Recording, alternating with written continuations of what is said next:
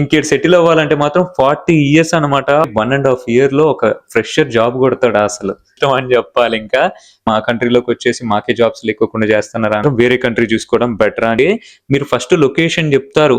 ఆ తర్వాత మీ నెంబర్ చెప్తారు. 2 మెయిల్స్ ఉన్నారు అందులో. నేను చూసుకోలేదు కూడా, అది నాకు థ్రెట్ ఉందని చెప్పేసి చాలా చాలా డిఫరెంట్ గా అనమాట ఫుల్ స్టాప్ పెట్టబోతున్నారు అసలు. సో హలో అందరికి, welcome back to the channel. So ఈ రోజు మన వీడియో అయితే మాత్రం thumbnail లో ఉన్నట్టుగానే చాలా చాలా ఇంపార్టెంట్ అయిన మ్యాటర్ అనమాట. సో చాలా మందికి తెలిసే ఉంటది, యూకేలో అయితే మాత్రం వీసా రూల్స్ అయితే మార్చేయబోతున్నారు. అండ్ ఇంకా అనౌన్స్ కూడా చేశారనమాట. అండ్ ఇంకా ఇంప్లిమెంట్ కాబోతుంది.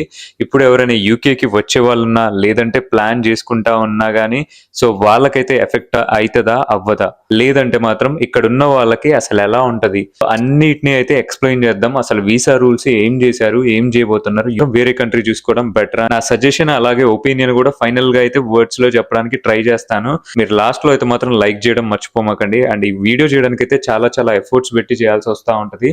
సో మీరు లైక్ చేస్తే మాత్రం కొంచెం ఈ వీడియోస్ రీచ్ అయ్యే ఛాన్సెస్ ఉంటాయి, ఎక్కువ మందికి కూడా యూజ్ అయ్యే ఛాన్స్ ఉంటాయి అనమాట. ఒక్క లైక్ అయితే ఫస్ట్ లోనే వేసుకోండి. అండ్ ఇంకా లాస్ట్ లో మీకు నచ్చితే మాత్రం సబ్స్క్రైబ్ చేసుకోండి. ఇంకా మీకు ఏమైనా డౌట్స్ ఉంటే మాత్రం కమెంట్ చేయండి. సో ఇంకా కమెంట్స్ ని అన్నిటినీ కూడా చాలా వరకు అయితే కవర్ చేస్తాను ఇందులో. బట్ ఎంతో మంది అయితే కమెంట్ లో పెడుతూ ఉన్నారనమాట, సెప్టెంబర్ 2025 కి అసలు ఇది ఇంప్లిమెంట్ అవుతుందా, ఈ రూల్స్ అన్ని కూడా అసలు మేము వస్తే మాకు ఏమైనా ప్రాబ్లం వస్తుందా అని. అండ్ ఇంకా కొంతమంది అయితే మేలో కూడా వచ్చిన వాళ్ళు ఉన్నారు.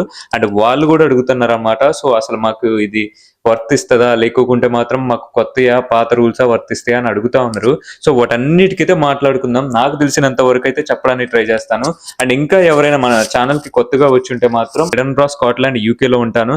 అండ్ ఇక్కడైతే మాత్రం 1.5 ఇయర్ అవుతుంది. సో ఉన్న ఎక్స్పీరియన్స్ ని అలాగే మిగతా వాడిని చూసిన వాటిని అన్నిటిని చెప్పడానికైతే ట్రై చేస్తూ ఉంటాను. అండ్ మీకు ఖచ్చితంగా హెల్ప్ఫుల్ అయ్యిద్ది అని అనుకుంటున్నాను. ఒకవేళ మీకు ఇంకా మంచి ఇన్ఫర్మేషన్ కావాలంటే స్టూడెంట్స్ కి కంటెంట్ మన ఛానల్లో ఉంది, సో వెళ్ళి చూడండి. ఇంకా స్కాట్లాండ్ లో అయితే మాత్రం చాలా వరకు చెప్తూనే ఉంటాను. సో అదనమాట. ఇంకా విషయం ఏంటంటే యూకే వీసా రూల్స్ అనమాట. సో చేంజ్ చేయబోతున్నారు. విషయం ఏంటంటే ఇప్పుడు నేను వైట్ షర్ట్ వేసుకున్నా కదా, ఇలాంటి వైట్ పేపర్ మీద అయితే మాత్రం అనౌన్స్ చేసేసిండ్రు. ఇంకా అఫీషియల్ గా ఎప్పుడు ఇంప్లిమెంట్ చేస్తారో ఒక్కొక్క రూల్ అయితే చెప్పలేదు. బట్ చాలా వరకు తొందర ఇంప్లిమెంట్ అయ్యే ఛాన్స్ ఉంటుంది అనమాట. అయితే చాలా చాలా స్ట్రిక్ట్ రూల్స్ ఇవి అయితే మాత్రం అసలు నేనైతే మనం కొంచెం ఎక్స్పెక్ట్ చేయలేదు కూడా, మరీ ఇంత ఘోరంగా ఉంటాయి అని చెప్పేసి. ఇది ఒక్కళ్ళకి కాదు, ఓన్లీ స్టూడెంట్స్ కి కాదు, స్కిల్డ్ వర్కర్ వీసాకి అలాగే కేర్ వర్కర్స్ కి అందరికీ పెట్టేశారనమాట. ఫుల్ స్టాప్ పెట్టబోతున్నారు అసలు. సో అట్లా చేస్తున్నారు వీళ్ళు యూకే అయితే. ఇంకా ఇది ఎందుకు జరుగుతుంది మొత్తం అనేది అయితే ఫస్ట్ మాట్లాడదాం. ఇది ఏంటంటే యూకేలో అయితే మాత్రం కోవిడ్ కంటే ముందు అయితే మాత్రం చాలా తక్కువ మంది వచ్చారు ఇక్కడైతే మాత్రం. బట్ మనందరికీ తెలుసు కోవిడ్ తర్వాత ఎంత మంది యూకేలోకి ఎంటర్ అయ్యారా అని చెప్పేసి. సో లీగల్ గా అనమాట, ఇల్లీగల్ గా అయితే కాదు, వీసాలతోటి చాలా మంది ఎంటర్ అయ్యారు. అంటే స్టూడెంట్స్ అయినా, కేర్ వర్కర్స్ అయినా, డిపెండెన్స్ అయినా. ఎక్కువ చెప్పాలంటే మాత్రం వీళ్ళు డిపెండెన్స్ ఆఫ్ చేసింది ఎందుకంటే డిపెండెన్స్ ఎక్కువ అయిపోయారు. బట్ ఇలా చూసుకుంటే లాస్ట్ ఇయరే డిపెండెన్స్ అయితే ఆఫ్ చేసేసారనమాట. ఇప్పుడు స్టూడెంట్స్ ఉన్నారు, ఇంకా కేర్ వర్కర్స్ వీసా మీద ఉన్నారు, ఇలా రీసెర్చ్ మీద వచ్చే వాళ్ళు ఉన్నారు, పిహెచ్డి, ఇలా అందరికీ ఎక్కువైపోతుంది ఇంక ఇక్కడైతే మాత్రం వీళ్ళ జనాభా. సో ఇక వీళ్ళకంటే మనమే ఎక్కువైపోతాం అనమాట. అంటే ఇక్కడైతే మాత్రం 2019 లో 3 lakh వస్తే మాత్రం ఇక్కడ ఇప్పుడు 4 ఇంతలు పెరిగింది అనమాట. అంటే దాదాపు 10 లక్షల మంది వచ్చారనమాట కోవిడ్ తర్వాత. సో ఇంకా వాళ్ళకైతే చాలా వరకు అనిపిస్తూనే ఉంటది కదా, వాళ్ళ కంట్రీ మొత్తం అయిపోతుంటది అని చెప్పేసి. ఇంకా వీళ్ళకి జాబ్స్ కానీ ఇవన్నీ అయితే ఇంకా దొరకడమే కష్టం అనమాట. సో ఇవన్నీ కాదు, మనకి ఇక్కడ అకామిడేషన్ కాస్ట్ అన్ని పెరిగిపోయినాయి. అసలు ఈ కాస్ట్ చూస్తేనే మనం ఇక్కడ ఉండలేము అని అనిపిస్తా ఉంటది. ఇక మిగతా కంట్రీస్ అయితే మాత్రం పర్టికులర్ గా ఇక వాటి రూల్స్ వాటికి ఉంటాయి.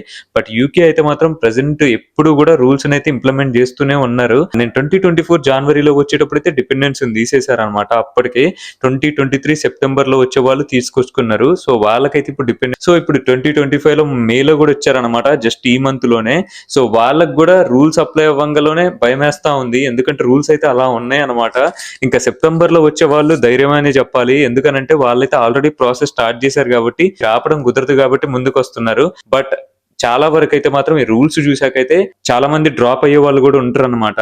ఇంకా వీసా రూల్స్ అయితే చూద్దాం అనమాట. ఫస్ట్ అయితే మాత్రం మనకి స్కిల్డ్ వర్కర్ వీసాతో అయితే చెప్దాము. సో స్కిల్డ్ వర్కర్ వీసా అంటే మనందరికీ తెలుసు, తెలియని వాళ్ళకైతే లాస్ట్ వీడియోస్ చూడండి. స్టూడెంట్స్ కానీ ఇంకెవరైనా కొత్త వాళ్ళు వచ్చింటే మాత్రం వాటిల్లో అయితే మాత్రం క్లియర్ గా ఎక్స్ప్లెయిన్ చేశాను. మనం వీసాస్ ఏమేమి ఉంటాయి ఇక్కడ యూకేలో అయితే మాత్రం ఇవన్నీ కూడా.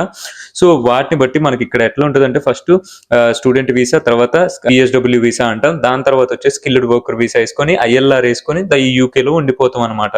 సో ఇది నార్మల్ ప్రాసెస్ అయితే. అండ్ ఇంకా ఇప్పుడు కూడా ఇదే, కాకుండా మాత్రం చేంజెస్ ఏం చేశారంటే ఇక్కడ స్టూడెంట్ గా వచ్చే వాళ్ళు స్టూడెంట్ గా వచ్చేస్తారు, దాని తర్వాత ఉంటారు. ఇక్కడ స్కిల్డ్ వర్కర్ రావాలంటే ఇక్కడ కంపెనీస్ ఉంటాయి కదా, స్పాన్సర్షిప్ చేయాలన్నమాట. అంటే స్పాన్సర్షిప్ ఇవ్వాలి, ఇతను మాకు కావాలి, మా దాంట్లో వర్క్ చేయాలని చెప్పేసి. సో అలా ఇచ్చినాక మనకి ఇక్కడ ఉండడానికి పిఆర్ తెచ్చుకుంటాం అనమాట, పర్మనెంట్ రెసిడెన్స్ అనమాట. సో యూకేలో అయితే మాత్రం ఇంక ఇక్కడే ఉండిపోవచ్చు. అది ఇంకా అసలైతే ప్రాసెస్ అయితే. బట్ ఈ స్కిల్డ్ వర్కర్ కి ఏం చేశారంటే మాత్రం ఇంతకు ముందు అయితే డిప్లొమా వీటితో అప్లై చేసుకునే వాళ్ళు లెవెల్ 3 అలా ఉండేది.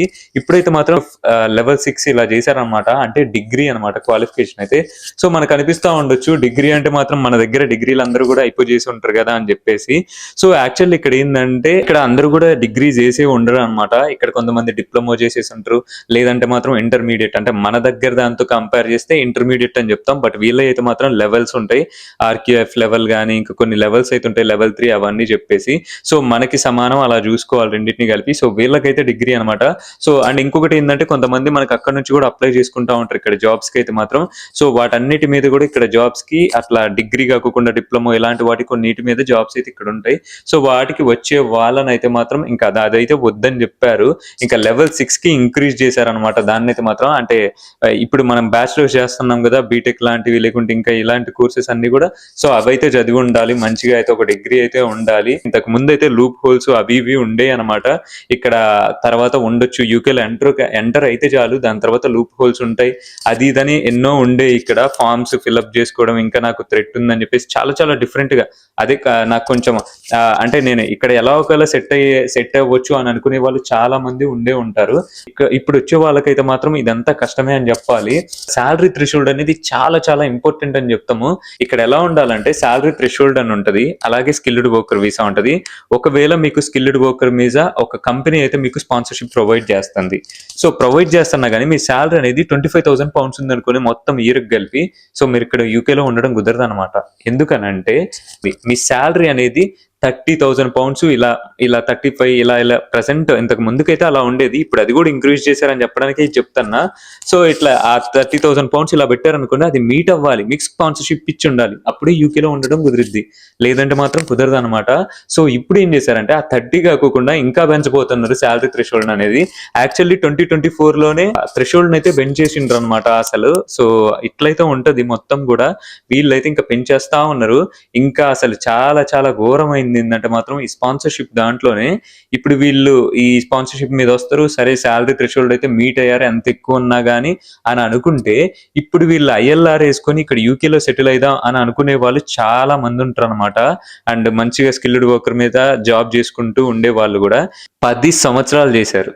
అంటే ఏంటంటే ఇంతకు ముందు 5 సంవత్సరాలే ఉండేది. అంటే స్కిల్డ్ వర్కర్ వీసా మీద మీరు 5 సంవత్సరాలు యూకేలో జాబ్ చేస్తే ఒక కంపెనీలో, సో ఐఎల్ఆర్ ఒకటి వేసుకుంటే మాత్రం యూకేలో సెటిల్ అయిపోవచ్చు అనమాట, ఇంకా పర్మనెంట్ రెసిడెన్స్ అయితే వచ్చేస్తుంది.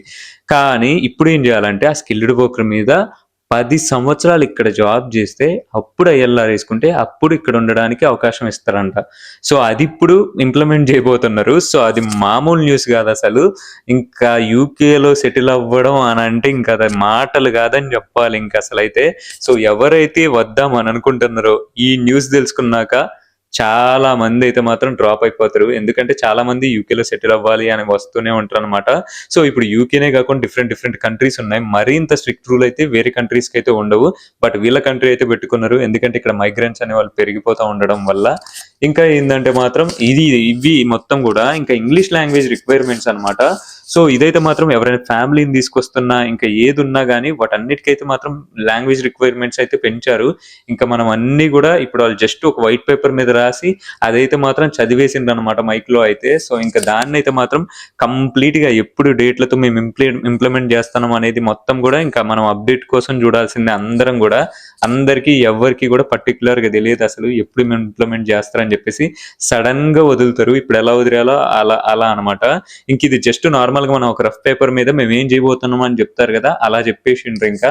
సో చాలా వరకు తొందరలోనే ఇంప్లిమెంట్ చేస్తారనమాట. ఇంకా యూకేలో సెటిల్ అవ్వడం అయితే అంత ఈజీ అయితే కాదనమాట. ఒకవేళ వచ్చే వాళ్ళైతే మాత్రం చాలా చాలా డిఫరెంట్ కంట్రీస్ కూడా ఉంటాయి. సో అక్కడికి వెళ్ళినా ఇక్కడికి వెళ్ళినా పెద్దగా తేడా ఏమి ఉండదని చెప్పొచ్చు. బట్ ఒక ఆప్షనే అనమాట. సో యూనివర్సిటీస్ అయినా ఇక్కడికి వచ్చాక అందరూ అడిగే క్వశ్చన్ ఏంటంటే యూనివర్సిటీస్ ఎలా ఉంటాయి, ఆ యూనివర్సిటీ, ఈ యూనివర్సిటీ, ఈ యూనివర్సిటీ అని చాలా మంది అడుగుతానే ఉంటారు అనమాట. అంటే మనకు అక్కడ ఉన్నప్పుడు ఆ ఆతృత అనేది ఉంటది అనమాట.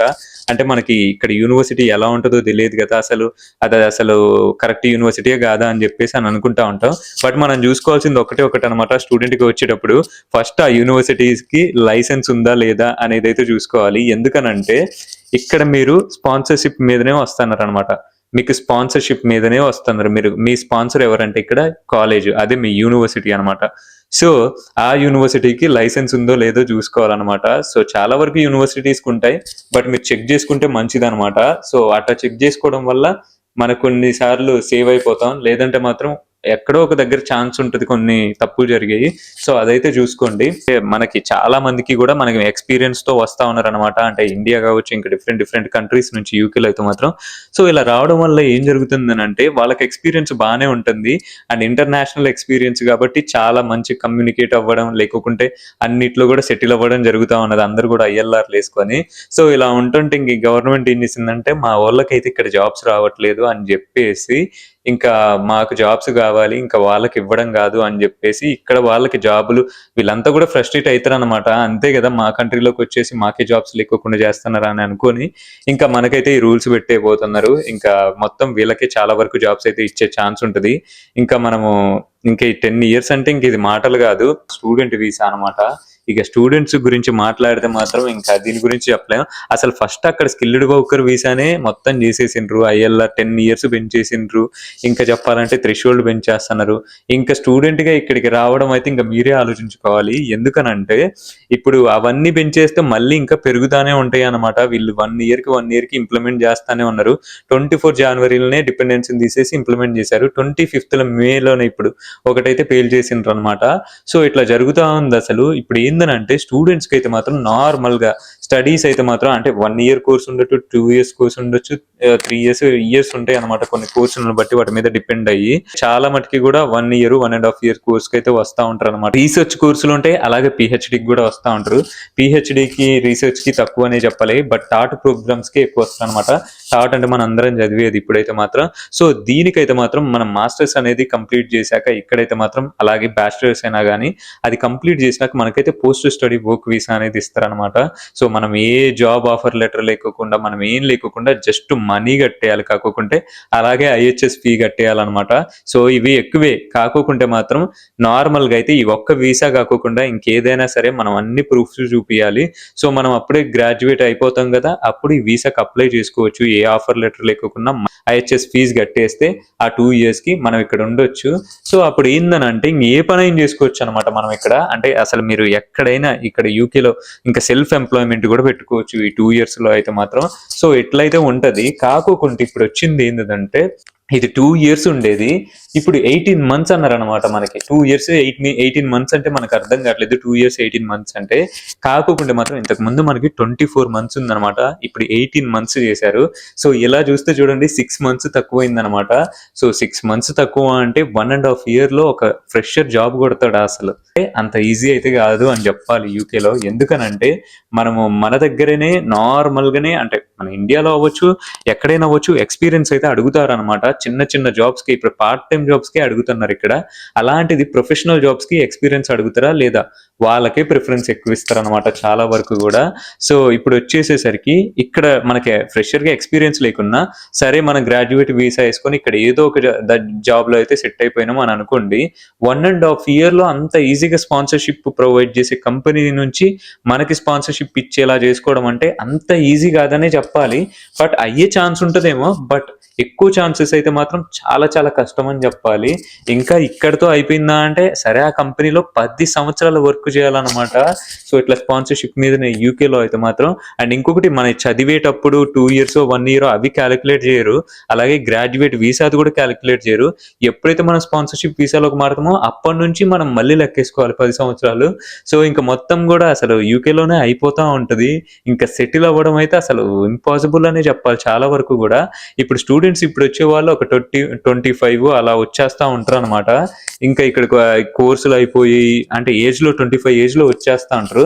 24, 25 ఏజ్ లో 23లో కూడా ఉంటారు. కాకుంటే మాత్రం ఇంక ఇక్కడ ఇప్పుడు ఈ కోర్స్ అయిపోయి పిఎస్డబ్ల్యూ అయిపోయి ఇక్కడే 30 అయిపోతాయి. ఇంకేడు సెటిల్ అవ్వాలంటే మాత్రం 40 ఇయర్స్ అనమాట. ఇంకా స్టూడెంట్స్ అయితే మాత్రం ఇప్పుడు చెప్పింది అయితే ఇంకా జాగ్రత్తగా మైండ్ లో ఉంచుకోవాలన్నమాట. సో ఇప్పుడైతే ఎవరైతే ప్రాసెస్ చేపిస్తున్నారో ఇంకా చాలా మంది కూడా ప్లాన్ వేసుకుంటా ఉంటారు అనమాట 2026లో యూకేకి అయితే మాత్రం. సో ఇంకా అలా యూకే అనంగలోనే మనకు ఒక ఎక్సైట్మెంట్ ఉంటది అనమాట చాలా మందికి కూడా. అలానే కాదు చాలా మందికి యూకేలో చదువుకోవాలని కూడా ఉంటది, ఇక్కడ మాస్టర్స్ ఫినిష్ చేయాలని చెప్పేసి. సో వాళ్ళందరూ అయితే మాత్రం గుర్తుంచుకోండి, ఇక్కడైతే మాస్టర్స్ లో ఇప్పుడు పిఎస్డబ్ల్యూ వీసా అయితే మాత్రం 24 మంత్స్ నుంచి 18 మంత్స్ కి అయితే తగ్గించేసిండ్రు అంటే ఇంక అనౌన్స్మెంట్ అయితే చేసిండ్రు, చాలా వరకు అయితే ఇంప్లిమెంట్ చేస్తారనమాట. ఒకవేళ మన లక్కు ఇంకా రెండో మాట అసలు అయితే ఉండదు. బట్ ఏదో ఒకటి వచ్చి అది ఆగిపోయిందా అంటే మాత్రం మనకు అదృష్టం అని చెప్పాలి ఇంకా. కానీ ఆ ఛాన్స్ అయితే ఉండదని నేను అనుకుంటున్నా, బట్ ఉండాలని అయితే కోరుకుంటున్నా. సో అదనమాట, ఇంకా మనందరం అయితే అదే కోరుకుంటా ఉంటాం. ఇక్కడ కేర్ వర్కర్ వీసా అనమాట. సో కేర్ వర్కర్ వీసా గురించి మాట్లాడితే మీరు వినే ఉంటారు, కేర్ వర్కర్ వీసాకి అయితే అసలు డోర్స్ క్లోజ్ చేసిండ్రు, ఇంకెవ్వరిని రానివ్వట్లేదు కేర్ వర్కర్ వీసాకి అయితే. ఇప్పుడు ప్రెసెంట్ అయితే మాత్రం ఇక్కడ మన కేర్ హోమ్స్ ఉంటాయి అనమాట. సో వాటిల్లో అయితే వర్క్ చేసుకుంటా ఉండొచ్చు ఇక్కడ. సో దాని మీద అయితే స్పాన్సర్షిప్ ఇచ్చేవాళ్ళు అనమాట ఇంతకు ముందు అయితే. సో ఇప్పుడు కూడా వర్క్ చేస్తున్న వాళ్ళందరూ స్పాన్సర్షిప్ మీద.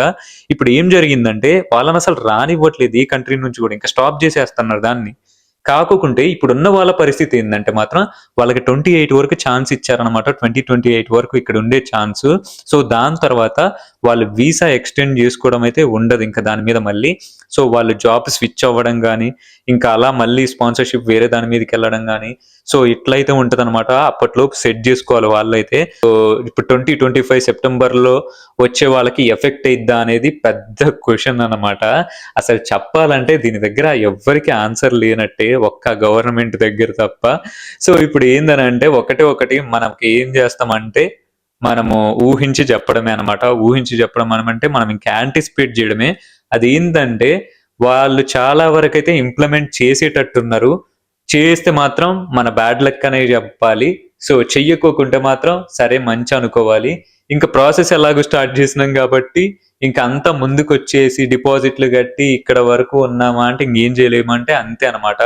లేదా మేము సెటిల్ అవ్వగలము 10 ఇయర్స్ ఇక్కడ ఉండేసి సెటిల్ అయ్యడం అని అనుకునే వాళ్ళు రావచ్చు.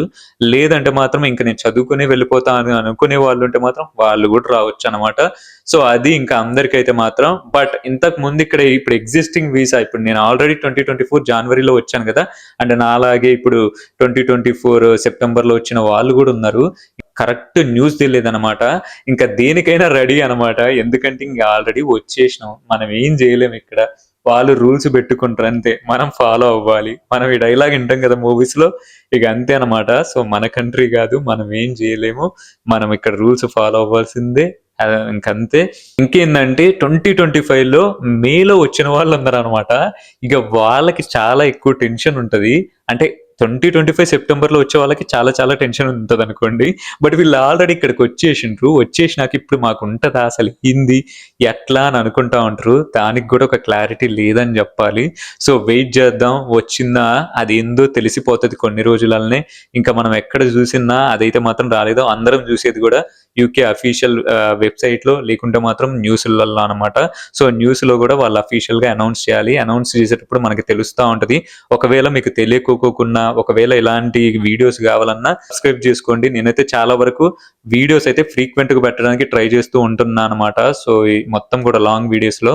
సో మీకు ఈ క్లారిటీ అంతా వస్తూ ఉంటది. అండ్ యూకేకైనా ఇంకెక్కడికైనా ప్లాన్ వేసుకునే వాళ్ళు, సో ఎంత కాదన్నా మనకి మన ప్లేస్ లో కాకుండా కొత్త విషయాలు తెలుసుకుంటా ఉంటే ఇంకా వేరే ప్లేస్ లో అది మంచిగానే ఉంటది కదా ఎప్పుడు కూడా.